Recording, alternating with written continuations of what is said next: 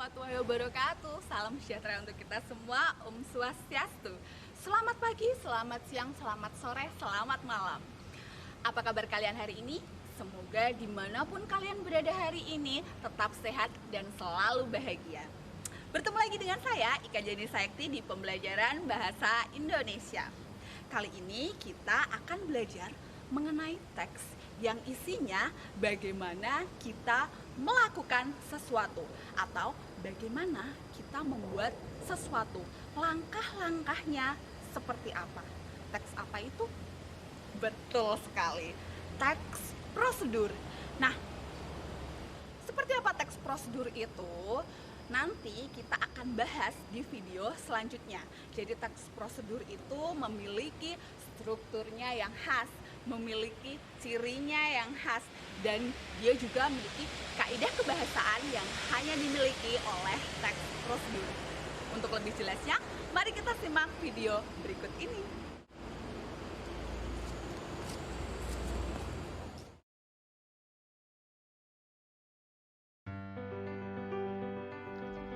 Sesuai dengan apa yang sudah disampaikan di awal tadi, bahwa hari ini kita akan belajar mengenai teks prosedur.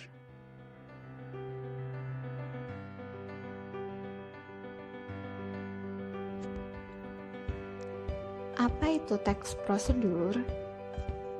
Teks prosedur adalah teks yang berisi cara, tujuan untuk membuat atau melakukan sesuatu hal dengan langkah demi langkah yang tepat secara berurutan sehingga menghasilkan suatu tujuan yang diinginkan.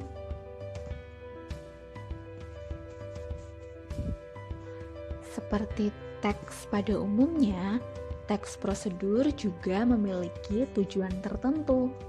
Nah, tujuan dari teks prosedur yaitu memudahkan pembaca maupun pendengar agar dapat mengikuti langkah atau perintah dari isi teks yang tujuan akhirnya bisa sesuai keinginan pembaca maupun pendengar.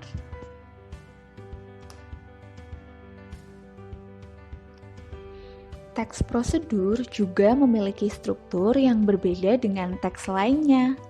Berikut merupakan struktur dari teks prosedur.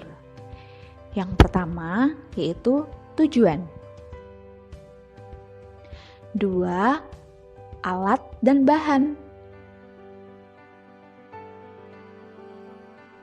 3. Langkah-langkah. Dan yang terakhir ada penutup.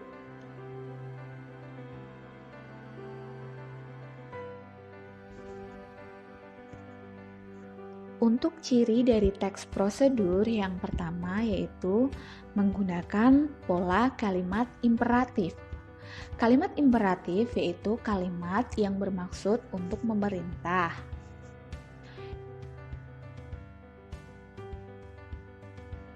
Yang kedua, menggunakan kata kerja aktif.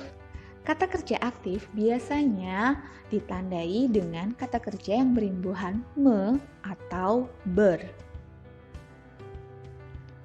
3. Menggunakan konjungsi temporal atau konjungsi yang bersifat kronologis, misalnya konjungsi lalu, setelah itu, kemudian. Ciri yang terakhir yaitu menggunakan kata keterangan untuk menyatakan rincian.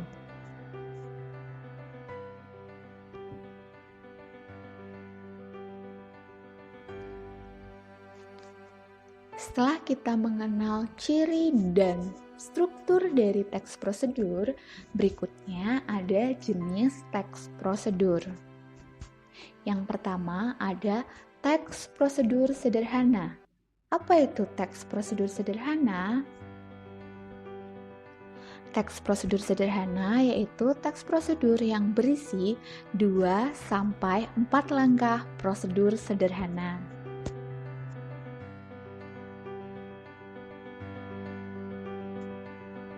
Yang kedua, teks prosedur kompleks.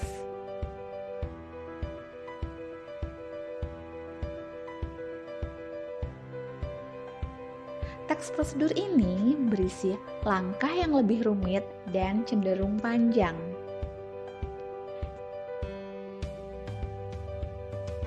Yang terakhir ada teks prosedur protokol. Teks prosedur protokol ini berisi langkah yang dalam urutannya dapat diacak tanpa mengubah hasil akhir.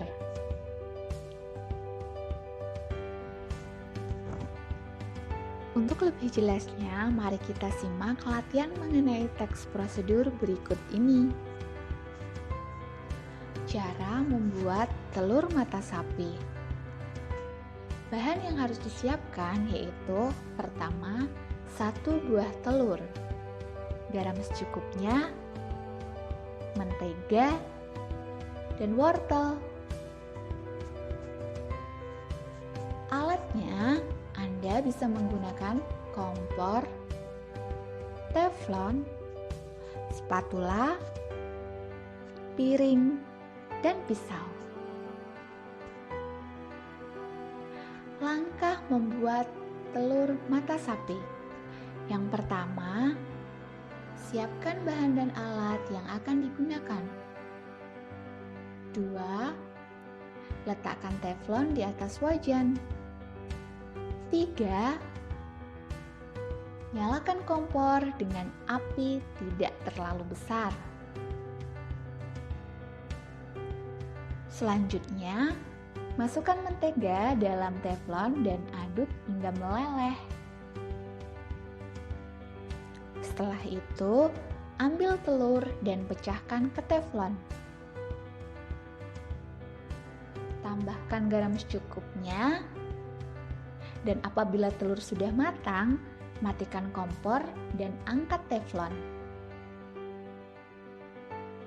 Selanjutnya, tiriskan telur sampai menteganya hilang.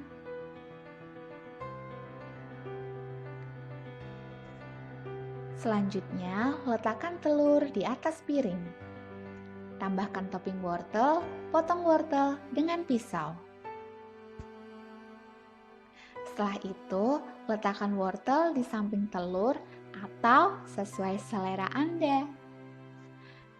Akhirnya, telur mata sapi siap dihidangkan.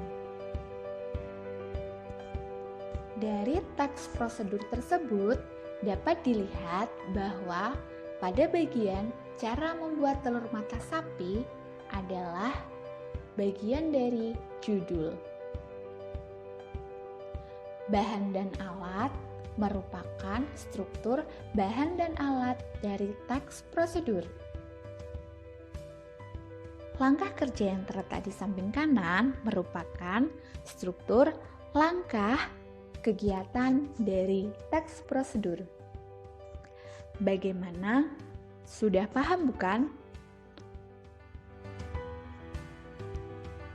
Sekian, selamat belajar. Tadi tayangan mengenai teks prosedur. Bagaimana? Kalian masih bingung?